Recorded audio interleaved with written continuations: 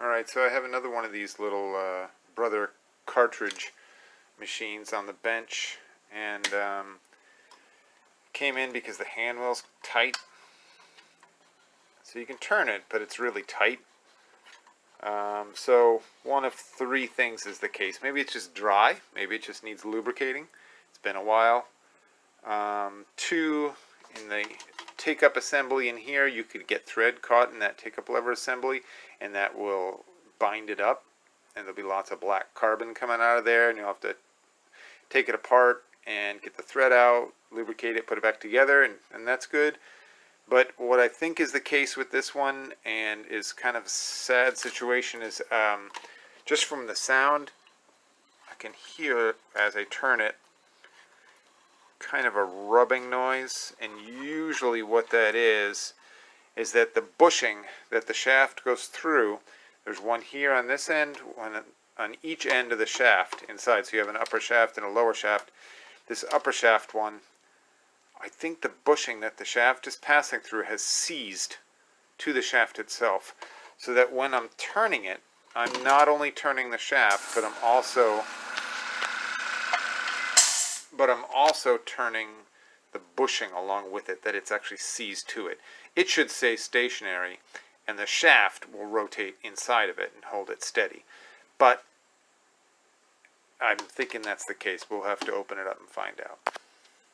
Alright, so if you've successfully navigated where all the screw holes are and are doing this like me, taking one of these machines apart or something similar, what you got to realize is that once you have all the screws off, you have to pry this cover out from the back to the front and pop it out of the machine. The reason is because hidden underneath is this screw. You have to take this screw out, or you're never going to get the front and the back separated. Okay? So you should do that next. Alright. Now this is what it looks like inside. These cheapy little brother machines, and Baby Lock made one too. I mean, as you can see, there's no frame inside of these machines, okay? Everything's hooked to the plastic. So they're not very durable. They do very lightweight stuff. Don't expect a whole lot out of them, okay? Because everything can flex. It's just plastic. So there's very little, unless it's screwed together tightly, from having the top end migrate away from the bottom end. And everything that happens down here has to happen at like a hair's distance away from each other, just at the right time in the right place. And if you've got flexibility, because you have no frame inside of this machine, there's literally no way to get this accurately staying in place. So once it's all screwed together, they have it engineered so that it just makes it, but nothing beyond that. So realize that these machines are not made for anything but really light duty sewing. Okay? Now that that's done, I have to investigate why this is tight. So we could have a bushing down below here that's seized up. We could have one that's underneath this board right over here. There's one over here, and there's one down here.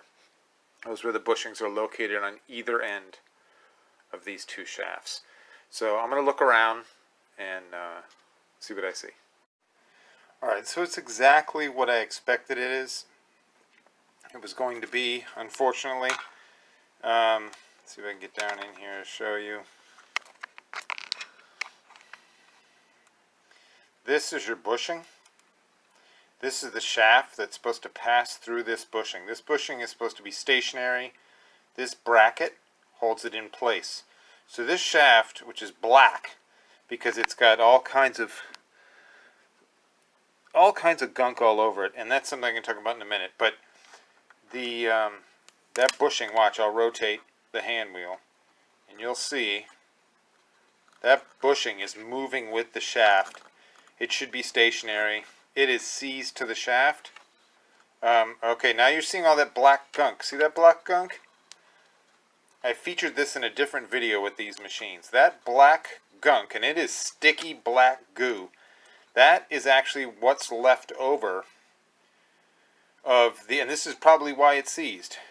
All that black you're seeing isn't carbon, which can be present when something seizes, but all that black goo and that black stuff all over everything used to be the bobbin winder tire, which is a black rubber O-ring.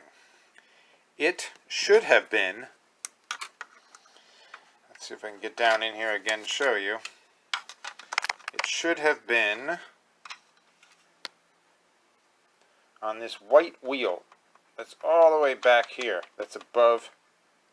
See it back here? I'm pointing all the way back here. It's hard for me to get to. But it had a black tire on it. And it has turned to liquid, which is horrible. The tires typically look like this. Okay, just a rubber tire. And it goes on that white wheel in the back that's just above the shaft, that's black. So all that goo used to be that rubber tire, and I don't know why these machines do this, but that rubber tire actually turns to like a sticky liquid paste, and it coated the whole area, and it seized up this machine, and this machine is not fixable. These parts aren't available. This model is well beyond its lifespan. I see very few of these that are actually in service anymore. So this one's done. This is a parts machine at this point, unfortunately. Sad to say. And that pretty much does it. Parts. If you have one of these machines and this happens, that's pretty much all they're really good for. Fortunately, you know, a lot of the parts can be used on different models of Baby Lock and Brother. It's very similar parts, a lot of the main structure, so they are good to save if you're into that kind of thing.